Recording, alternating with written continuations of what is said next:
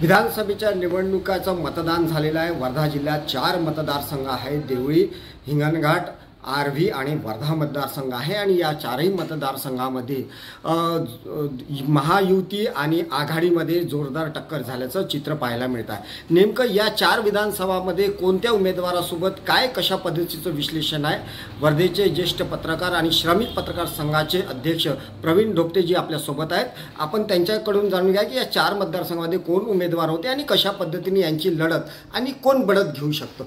काय सांगाल भाऊ, कशा पद्धतीने ही लढत राहील वर्धा जिल्ह्यात 4ही विधानसभा? मला असं वाटतं की यावेळेस मतदारांनी उमेदवारांकडे पाहून मतदान केलेलं आहे आणि जो रोष होता सत्तेविरुद्ध किंवा प्रस्तावित लोकांविरुद्ध तो काढलेला आहे असं मला वाटतं। वर्धा मतदारसंघाचा आपण विचार केला तर शेखर शेंडे यांनी मागच्या 3 निवडणुकांपेक्षा यावेळेस चांगली फाईट दिलेली आहे। त्याच्यामुळे भाजपचे जे विद्यमान आमदार आहेत पंकज भर त्यांच्यासमोर एक मोठं आव्हान जे आहे ते उभं राहिलेलं आहे। त्यामुळे इथे उलटफेर होण्याची शक्यता सुद्धा आपण नाकारू नाही शकत। एक भाग हा आणि वर्धा मतदारसंघामध्ये सचिन बावडे जे अपक्ष उमेदवार म्हणून उभे राहिले आहेत ते बऱ्यापैकी मते घेतील, कारण त्यांना जनाधार मोठ्या प्रमाणात मिळाला, तर तो सुद्धा एक महत्त्वाचा फॅक्टर जो आहे तो वर्धेमध्ये पाहायला मिळेल। दुसरं हिंगणघाट मतदारसंघाचा आपण विचार केला तर विद्यमान आमदार भाजपचे उमेदवार समीर कुनावार यांच्यापुढे अतुल बांदिले यांनी मोठी लढत मोठे आव्हान उभे केले आणि त्यांच्या विक्रमी सभा झाल्यात अतुल बांदिले यांच्या। त्यामुळे मला असं वाटतं की समीर कुनावार यांना सुद्धा धोका आहे हिंगणघाटमध्ये। देवळीकडे जर आपण गेलो तर देवळी मतदारसंघामध्ये 5 वेळचे जे आमदार आहेत रणजित कांबळे त्यांच्यापुढे राजेश बकाने यांनी मोठं आव्हान उभं केलं आहे आणि पुलगावचा जो भाग आहे त्या भागामध्ये मोठ्या प्रमाणात रणजित कांबळे यांना फटका बसण्याची शक्यता आहे। दुसरं असं की अपक्ष उमेदवार किरण ठाकरे, बसपाचे उमेश म्हैसकर आणि वंचितचे उमेदवार या 3 मिळून 18 ते 20 हजार मतं घेण्याची शक्यता आहे। त्याचा सरसरा फटका जो आहे तो रणजित कांबळे यांना बसणार आहे। त्यामुळे मला असं वाटतं की ते सगळ्यात आपल्या राजकीय आयुष्यामध्ये सगळ्यात मोठ्या टफ फाईटला यावेळेस सामना ते करणार आहेत आणि राजेश बकाने यांना मला असं वाटतं की यावेळेस समर्थन मिळण्याची शक्यता आहे। आर्वीचा जर आपण विचार केला तर तिथे खासदार अमर काळे यांनी आपल्या घरीच उमेदवारी ठेवली। हा राग जो आहे तो मतदारांमध्ये आहे, ही नाराजी जी आहे ती मतदारांमध्ये आहे आणि काँग्रेसचे आणि राष्ट्रवादी काँग्रेसचे कार्यकर्ते आणि पदाधिकारी आणि मोठ्या प्रमाणात ते नाराज आहेत आणि त्याचंच रिफ्लेक्शन जे आहे ते निवडणुकीत उमटलं आहे। त्याच्यामुळं खासदार अमर काळे यांच्या ज्या मिसेस आहेत मयुरा काळे यांच्यापुढे सुमित वानखेडे जे उपमुख्यमंत्री देवेंद्र फडणवीस यांचे स्वीय सहाय्यक राहिले आहेत, तर त्यांनी मोठं आव्हान उभं केलं आहे आणि मला असं वाटतं की सुमित वानखेडे यावेळेस तिथून विजयी होण्याची शक्यता सर्वाधिक आहे आणि जी एक जागा जी आहे 4 पैकी त्यात मला असं वाटतं की सुमित वानखेडे बाजी मारतील अशी पूर्ण शक्यता आहे। मतदारांचा कौल घेतल्यानंतर मला असं लक्षात आलं आहे। तर मला असं वाटतं की 2-2 किंवा 3-1 अशी शक्यता आहे। महाविकास आघाडीच्या बाजूने यावेळेसचं एकूण ग्रामीणचं आणि शहरांचा जर विचार केला तर महाविकास आघाडीच्या बाजूने अधिक मतदान होईल जिल्ह्याचा विचार करता असं माझं निरीक्षण आहे। दादाराव केचे यांना विधान परिषदेचं आश्वासन मिळालेलं आहे आणि वयाची 70 त्यांनी पूर्ण केलेली आहे। अशा स्थितीमध्ये 5 वर्षानंतर ते पुन्हा उमेदवार म्हणून विधानसभेच्या निवडणुकीत उभे राहू शकत नाही। काही कार्यकर्ते जे आहेत ते मनापासून दुखावले आहेत की आपल्या नेत्याला उमेदवारी मिळायला पाहिजे होती, पण ती संधी जी आहे ती निघून गेली आहे। काही कार्यकर्त्यांनी मौन बाळगलं, काही कार्यकर्त्यांनी विरोधात काम केलं, पण बऱ्याच कार्यकर्त्यांनी दादाराव केचे यांचा शब्द ठेवून सुमित वानखेडे यांचं काम केलं आहे। त्याच्यामुळं फारसा फटका या कारणामुळे त्यांना बसेल असं मला वाटत नाही।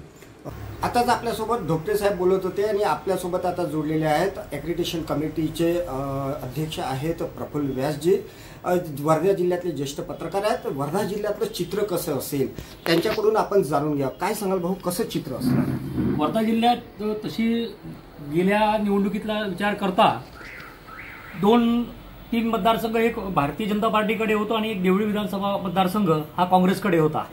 नेमका त्याचीच पुनरावृत्ती होण्याची शक्यता यावेळी सुद्धा आहे। परंतु गेल्या 6-7 महिन्यांपासून भारतीय जनता पार्टीने जी तयारी केलेली आहे आणि लोकसभा निवडणुकीमध्ये जी जो पराभव भारतीय जनता पार्टीला पत्करावा लागला, त्या पराभवाचा उपटा काढण्यासाठी भारतीय जनता पार्टीने बऱ्यापैकी यावेळी तयारी केलेली होती. बुट टू बुट नव्हे तर मतदार कसा काढता येईल बाहेर, यासाठी सर्वतोपरी प्रयत्न केले. विविध संघटना यावेळी उतरले होत्या. बरेच समाज जे यापूर्वी मतदानासाठी जाण्याला मागे पुढे बघत होते, त्यांना बाहेर कसं काढता येईल यासाठी प्रयत्न केले. वर्धा जिल्ह्याचा विचार करता देवळी मतदारसंघात यावेळी दुहेरी लढत झालेली आहे. यात राजेश बकाने यावेळी विजयाच्या जवळ पोहोचलेले आहेत, कारण गेल्या 5 विधानसभा निवडणुकांमध्ये रणजित कांबळे निवडून आलेले आहेत आणि त्यांच्याविषयी बऱ्यापैकी नाराजी तयार झालेली होती. त्याचा फायदा निश्चितच राजेश बकाने यांना होणार आहे. आर्वी विधानसभा मतदारसंघ हा गेल्या 2.5 वर्षांपासून गाजतो आहे. लोकसभा निवडणुकीमध्ये अमर काळे यांनी काँग्रेसमधून राष्ट्रवादी काँग्रेसमध्ये प्रवेश केला आणि तिथून खऱ्या अर्थाने वर्धा जिल्ह्याचं राजकीय गणित बिघडायला लागलं. यावेळी नेमकं त्यांनी त्यांच्या पत्नीसाठी निवडणूक तिकीट ओढून आणली आणि मतदारसंघात पुन्हा खळबळ सुरू झाली. अशावेळी दादाराव खेचे यांनी अपक्ष उमेदवारी दाखल केली. मग आता उमेदवार भारतीय जनता पार्टीचा कोण, तो बहुतेक सुरुवातीपासूनच ठरलेले होते आणि ते देवेंद्र फडणवीस यांचे अतिशय विश्वासू असलेले सुमित वानखेडे यांना भारतीय जनता पार्टीची तिकीट मिळाली. दादाराव खेचे यांना म्हणवण्यात भारतीय जनता पार्टीला यश आलं असलं तरी स्वतःची तिकीट गेले असल्यामुळे ती कुठेतरी दुखावलेले होते आणि त्यांनी निश्चितच यावेळी सुद्धा सुमित वानखेडेसाठी मन लावून काम केलेलं नाही. तरीही गेल्या 6 महिन्यांपासून ते जो कुठला विकासाचा एक अजेंडा त्यांनी केलेला होता, शेतकऱ्यांसाठी पाणी पोहोचण्यासाठी जे केलेले प्रयत्न होते, MIDC होते, या सर्व गोष्टींमुळे सुमित वानखेडेंचा विजय यावेळी निश्चितच 20,000 मतांनी होईल अशी अपेक्षा आहे. वर्धा विधानसभेचा विचार करता गेल्या 2 निवडणुकांमध्ये पंकज भोयर यांनी विकास खेचून आणला. 3 निवडणुका हारलेले शेखर शेंडे यांना काँग्रेसने तिकीट दिली. ही दुहेरी लढत झाली. यात अपक्ष उमेदवारी दाखल केलेले सचिन पावडे काय चमत्कार करतात अशी परवा सकाळपर्यंत चर्चा होती. मात्र अपक्ष उमेदवाराच्या पाठीमागे मतदारांनी जायचं की राष्ट्रीय पक्षाच्या नेत्यांकडे जायचं असा विचार करत असताना यावेळी सचिन पावडे थोडे कुठेतरी 3ऱ्या क्रमांकावर गेल्याचं दिसत आहे. दुहेरी लढत झालेली आहे. आज समाजाच्या तेली आणि कुणबी असा वाद पुन्हा वर्धा शहरामध्ये तयार झालेला असल्यामुळे नेमकं कोण विजयी होईल असं सांगता येत नाही. परंतु इथे सुद्धा विकासाचा मुद्दा जेव्हा मतदारांनी डोक्यात घेतला असेल तर पंकज भोयर यांचा विजय झाल्याशिवाय राहणार नाही. हिंगणघाटमध्ये कार्यसम्राट म्हणून निश्चितच समीर कुणावारांनी प्रचंड काम केलेलं आहे. खुद्द मुख्यमंत्री देवेंद्र फडणवीस यांनी त्यांना कार्यसम्राट ही पदवी दिलेली आहे. त्यामुळे कामाच्या बाबतीत वाघ म्हणून समीर कुणावारांकडे बघावं लागेल. त्या तुलनेत अतुल बांदेले यांनी निवडणुकीची तयारी जमकस केली, सभाही मोठ्या प्रमाणात गाजल्या. मात्र विकासाचा मुद्दा जेव्हा येतो तेव्हा काम करणाऱ्या व्यक्तीला ही मतदान केलं जातं. त्यातही शरदचंद्र पवार गटात असलेली तयार झालेली दुफळी या सगळ्या गोष्टींमुळे समीर कुणावारांकडे मतदारांचा काल मतपट्टीतून दिला गेला हे स्पष्ट झालेले आहे. जिल्ह्यातलं चित्र स्पष्ट सांगण्याचं झाल्यात दोन काँग्रेस 2 भारतीय जनता पार्टी असं म्हणता येईल. किंबहुना 4ही जागा या भारतीय जनता पार्टीच्या खिशात असतील हे तेवढं स्पष्ट आहे. आपल्यासोबत नामांकित पेपरचे संपादक आहेत गावंडे सर. आपण त्यांच्याकडून जाणून घेऊया की त्यांच्या नजरेतून जिल्ह्यात 4ही विधानसभा कशी असणार आहे, कसं सांगायचं. जिल्ह्यातील 4 विधानसभा क्षेत्रामध्ये सुरुवातीला वाटत होतं की महाविकास आघाडीचं प्राबल्य राहील बा, पण एकंदरीत ज्यानंतर निवडणूक झाली मतदानानंतर आज परिस्थिती खूप बदललेली आहे. लोकसभेतले जे मुद्दे होते ते विधानसभेत चर्चेला आले नाही. महागाई विषय मागे पडला. त्यानंतर शेतकऱ्यांचा हमीभावाचा विषय होता, इतरत्रही होते पांढर रस्त्याचे, तेही विषय आलेले नाही आहेत. आणि विधानसभेमध्ये महत्त्वाची निवडणूक म्हणजे त्यामध्ये एक फॅक्टर आला लाडली बहन जी योजना सरकारने केलेली, त्यानंतर झालेली भाजपाच्या सरकारच्या काळात झालेली विकास कामे आणि अचानक ॲक्टिव्ह झालेले हिंदू कार्ड, यामुळे कुठेतरी महायुती पुन्हा फाईटमध्ये आली आणि 4ही जागेवरती म्हणजे आर्वी असो, देवळी, पुलगाव, हिंगणघाट आणि वर्धा या 4ही मतदारसंघामध्ये चांगल्या लढती झाल्या. देवळीतून रणजित कांबळे विजयी होतीलच हमखास, कारण 5 वेळा आमदार राहिले होते, त्यामुळे ते 6व्यांदाही विजयी होतील अशी अपेक्षा होती. मात्र देवळीतले चित्र यावेळी बदललेलं दिसत आहे. रणजित कांबळे यांना भाजपचे राजेश बकानी यांनी कडवं आव्हान दिलेलं आहे. सोबतच हिंगणघाटमध्ये भाजपचे 2 वेळचे आमदार समीर कुनावा यावेळेस सहज जिंकतील अशी परिस्थिती होती सुरुवातीला आणि चांगल्या मताधिक्याने. मात्र नंतर हळूहळू परिस्थिती बदलली. राष्ट्रवादीचे अतुल वांदिले यांनी चांगलं आव्हान निर्माण केलं होतं.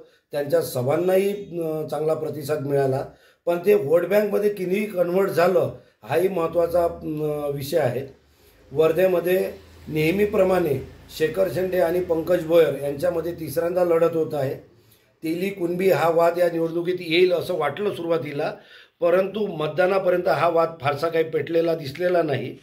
झालेली विकास कामे आणि भ्रष्टाचार हे महत्त्वाचे मुद्दे या मतदारसंघात राहिले. सचिन पावडे अपक्ष म्हणून उमेदवार होते, ते फार प्रभावी ठरेल आणि कुणबी वोट बँक काटेल असं सर्वांना वाटलं. मात्र शेवटच्या 2-3 दिवसामध्ये सचिन पावडे प्रचंड माघारले. त्यामुळे या 2 उमेदवारातच स्पर्धा दिसून येत आहे.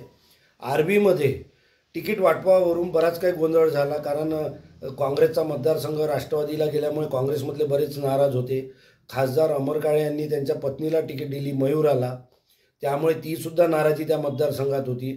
तसेच भाजपचे 2 वेळचे आमदार दादाराव केचे यांची तिकीट कापून उपमुख्यमंत्र्यांचे अगदी जवळचे सुमित वानखेडे यांना तिकीट देण्यात आल्याने केचे गट प्रचंड नाराज होता. पण ही सर्व नाराजीच्या नाट्यात आर्वीची निवडणूक एकंदरीत चर्चेचा पाठ राहिली.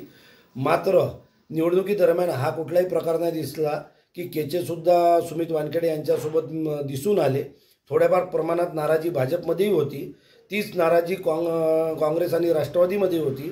तिथलीसुद्धा लढाई चांगली झाली. पण एकूणच जर आढावा घेतला आपण या 4ही मतदारसंघाचा, आज जर परिस्थिती जर काढली तर किमान 3 ठिकाणी तरी भाजपाचे उमेदवार विजयी होतील अशी स्थिती निर्माण झालेली आहे. राहिली परिस्थिती थोडी बदलू शकते की देवळीची जागा काँग्रेस जिंकेल असं वाटत आहे.